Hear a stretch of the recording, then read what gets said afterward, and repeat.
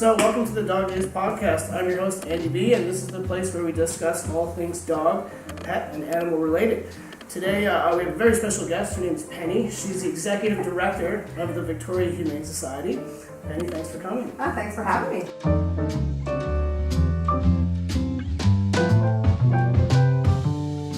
So, we just did an event yesterday on Sunday, Car Free YYJ downtown. Yeah. And we met like 1,000 people, and I swear like 50 of them knew who you were. When you told them the proceeds are going to the Victoria Humane Society. They're like, oh yeah, Penny, I know Penny. I've been around a long time. Yeah, apparently. So how did, take it back to the beginning. How did you get involved with this, with animals? Were you always with the Humane Society? Were you always on Vancouver Island?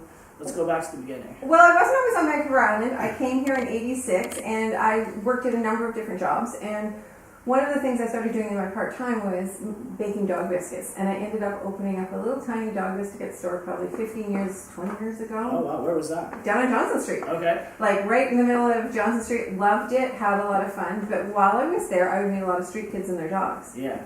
And they would come in and say, their dog needed spaying, their dogs had no shots, their dogs needed deworming, and I would phone it around and try and get them help. And there was no help for them. So that's kind of how I got into animal rescue. It was helping the street kids' dogs. Helping people. And realizing there was nobody there to help them. So fast forward a couple years, I was offered a job by the SPCA. Mm-hmm. I took the job at the SPCA, and I was the manager there, the executive director there for 10 years.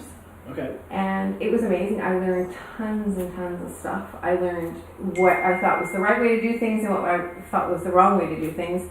And for anybody who knows me, I don't really follow rules really well. So yeah, I've heard that. I think everybody's heard that. I lose canon. And it's all true. And I'm fine with that. Like, I own it. I will always do what I think is right, and it may not follow corporate structure, and it may not follow certain things.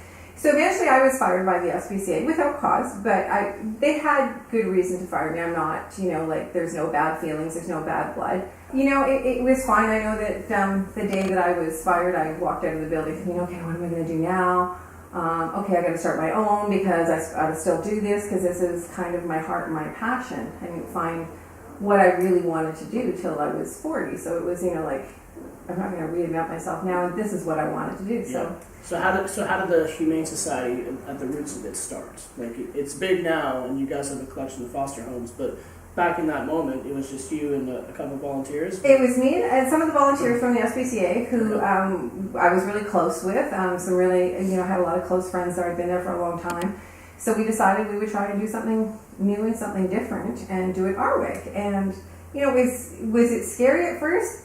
I'd love to say, we were so scared and it was, like this, but it wasn't. It was just like, this is what we're going to do. Yeah. Let's go do it. Yeah. And we kind of just did it, and it kind of evolved a lot quicker and a lot bigger, really fast, and it was kind of really a lot of struggling in the beginning to keep up with the amount of animals coming in. Mm.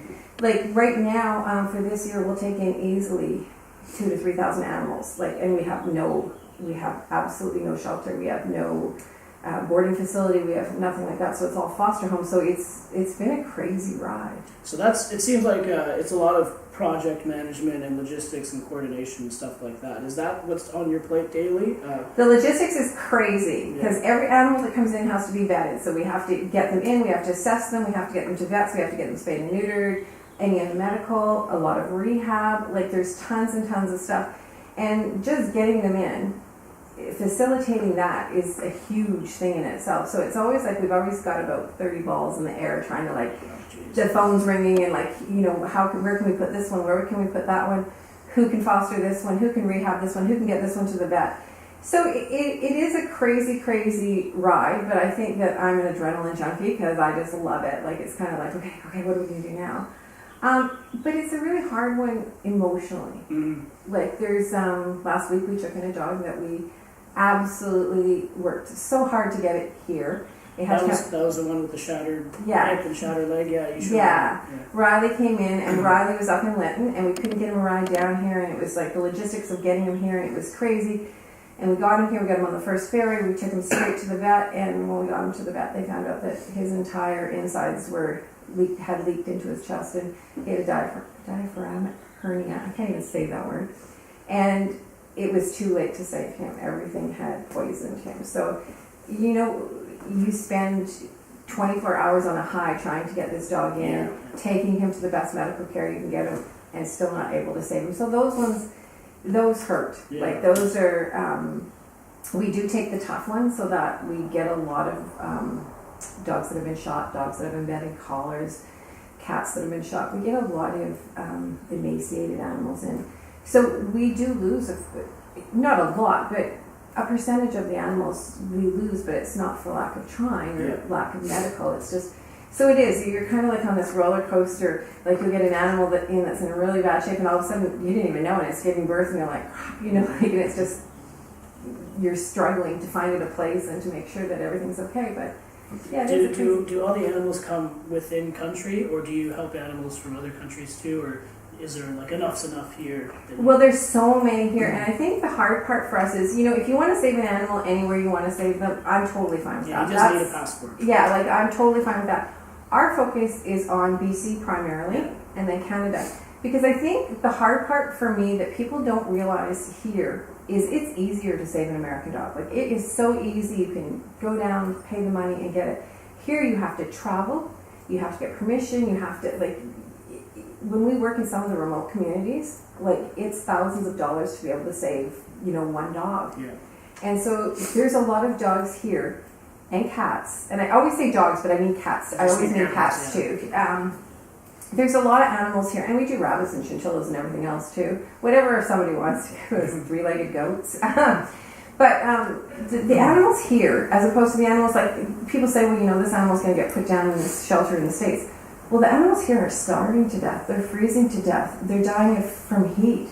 Like, they're dying horrific deaths. And as awful as it is if an animal's in a kill shelter in the States where they're put to sleep humanely, the ones here suffer for a very, very, very long time before they die. And I don't think people really get that. Like, but it's work to get them. Like, you have to drive and get them. You have to, you have to go into places and lots of times beg people to let you take them out and save them. Lots of times convince people that you're here to help and you're not here to judge. You just want to help these animals. So, yes, we do BC mainly. Like I would say 95% is BC. Okay. What are some of the reasons why someone wouldn't give up an animal clearly in need that's in their care that they can't care for? Because animals still fall as ownership. They're their property, and so people decide that this animal loves being on this chain out here. This animal loves me. This animal, and you can see clearly the animals are suffering. Yeah. But unless someone comes in and charges them, those animals are going to suffer for a long time. And our laws are terrible. It's horrible. Do you get any help from the law, the law written in BC or police and stuff like that? If we see anything that's cruelty, we absolutely we'll phone the SPCA hotline. We'll phone the RCMP. We do get a lot of help from the RCMP because we work in a lot of remote communities where there are no SPCA constables. So we do a lot, but definitely if we ever see cruelty, we report it because you can't stand by and just let it happen. Mm-hmm. No. It is hard sometimes because you have to play the devil's advocate sometimes because to get into communities, to get them to trust you, you have to be able to, get the animals out and get them trusting you, but you have to be able to not allow cruelty to go on. So it's a fine line we walk in some of these cases. What about the cases where you have situations where people are clearly breeding to puppy mills, stuff like that? Do you try and stop that, or?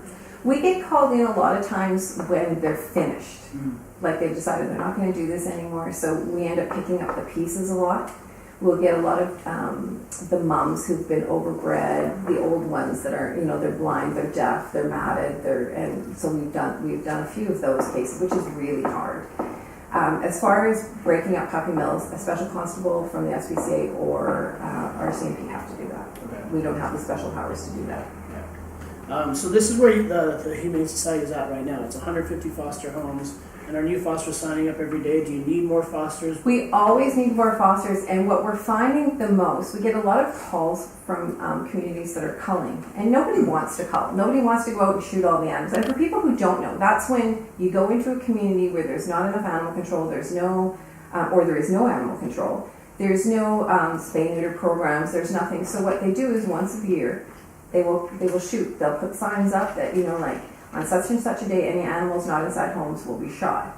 And so the people go through, someone will go through, they'll hire someone to go through and shoot the animals. And it still happens, not as much in BC as it used to, but it still does happen in communities in BC. And it's just for population control? It's for population control. And what happens in those communities too is they'll get groups of roaming dogs. So you'll get like, this dog has 10 puppies and nobody adopted them and they're just kind of left to kind of fend for themselves. So then you get packing.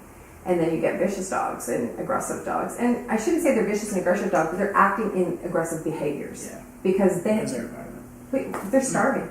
Yeah, they have no, and then they start packing, they get the pack mentality. A lot of those dogs, when you take them out of that pack, do really, really, really well. Like, that's not a death sentence for them because they've packed before. A lot of them can be rehabilitated, but it takes time, and it takes good foster homes, and it takes energy. You know, it takes, you have to be committed. I have one at my house right now that came from a situation like that, and she's doing wonderfully. But, you know, it took 2 weeks for me to even be able to touch her. Yeah. Like, it's, you know, we can do it. And as far as foster homes, what we need the most, really, really the most right now, is it's spring, summer, and we get a lot of calls to take pregnant dogs and pregnant cats. And it's, don't get me wrong, it's a tough thing to do. You're committing to 2 to 3 months because you have to wait till that animal has those babies. And then for 8 weeks afterwards, you've got a mom and babies. And the first 3 weeks of mom and babies is really cute because the babies don't really do much and mom cleans up after them, but then it gets messy. And they start getting out of there. Yeah. And then they're out of their pen and they're running around and there's lots of poop and pee. So it isn't an easy job, but there's nothing more satisfying than knowing you saved a mom who probably would have been shot. Yeah. And her babies would have died. And, you know, seeing them and seeing their little personalities develop. We just adopted out a bunch from my house that love them all. They all have their own personal little personalities and love their mom. And it's been great, but it is hard. But that's what we need the most. And even for pregnant cats, which is a lot easier, because as long as you have a spare room, you can do pregnant cats.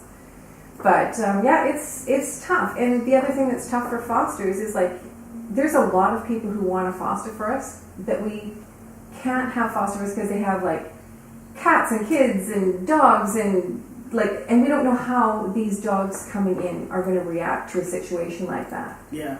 So that's like our situation here. Like, we just had an interview with you guys yesterday, and I'd love to be able to foster. I've just never done it before. I don't really know what to expect. So what's involved for a newbie that's trying to foster? So the newbies are our hard ones. Yeah. And after you've done it a few times, it's kind of like we know exactly what works for you, exactly. And so right now it's kind of like the beginning of a relationship, and we're trying to figure out what's going to work in your home. Yeah.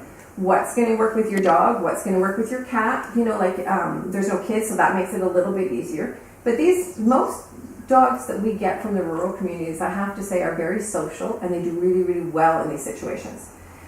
People with cats, it's hard because we don't want a dog to ever hurt anybody's animals in the house. So how do you cat test a dog? Like, because different cats act differently. Does it run? Does it come at it? Does it smack it in the nose and then the dog's fine? But, you know, how do you test for that? You're putting a cat at risk. So until we can put a dog in a house with a cat, we have to really know a lot about it. So it's hard, and I think that's where our real need for a shelter comes in. Mm-hmm. Like, what we need is somewhere to take them and then be able to assess them and go, okay, this one can go over to your house, this one can go to this man's house, this one can go to this lady's house. It's a temporary holding. Just hotel. temporary, Yeah. so we can kind of assess them, get their medical done, make sure there's not got contagious disease. Absolutely. Get them kind of oriented, and then be able to put them in foster homes. So that's where you want to go in the future. Absolutely. Yeah. So is it close, realistically, to be able to get a facility this year, next year? Like, what's? I would hope this year. I think that we may not get our facility this year, but I think in the next month or two we should be able to rent or lease a awesome. warehouse space where we can, if we can find one. And it's the zoning that really kills us all the time. But if we can get a warehouse space, say that's in an industrial area, and the idea isn't to leave the animals there long term. Like, it's week maximum. Get them out to foster homes. Like, just get them assessed. Let them like chill down from the ride here and from the capture or whatever, the surrender, that, you know, the home they come from, coming off a chain, different things, just to get them to chill a bit, assess them, and get them into foster homes. Would you want to do vet services there too, or would you still use your vet network? We would still use our vet network. In my ideal dream world, our facility would have an in-house vet. But it's not a requirement at the beginning. It's not a requirement at the beginning. Like once we start doing a capital campaign and we get the facility up and running, that's what I would like to see in that. But right now, just a warehouse. I mean, we look at every warehouse that comes up for rent, for a lease. Like, can we just, in an industrial area, because zoning has always been our problem. Yeah. Always. There's been 3 different places that we've had accepted offers on that we would have moved in, but we couldn't get the zone for us. So the industrial zoning does work, or with stipulations? With stipulations. So, we've been, but a big old warehouse, we looked up one up in Duncan last week just because we're so desperate. It was huge. It was an old Rona store, but it was like $1 million a year, so it was way beyond ours. But I mean, something that's big, empty, that we can just, throw up some cages, throw up some walls. And like I said, if it had old offices in it, that would be perfect, because then. And then if it had an access to like an outdoor area too. Absolutely. That's ideal. For that reason, we've looked at a lot of schools, like when they sell schools, because you have a gym, so you can have like a play area, you've got fields, but you also have classrooms, so you can have, ideally an old school would work perfect for us. Cool. So if anybody out there knows of a qualified zoned industrial space, please call me. How do we contact you? You can contact me at Victoria Humane Society at shaw.ca. Okay. Well, one last note, you guys. The proceeds from Car Free YYJ yesterday, we raised 237 meals of dog food for you guys. So that's amazing. Yeah, because we really need food. So that's amazing. I can't thank you enough. It's you guys need to support Dog Days. They have the most incredible apparel. Well, thanks for coming today, Penny. And thanks for listening today, everybody. If you like the show, hit that subscribe button, share it with your friends. But whatever you do, stay positive. See you next week.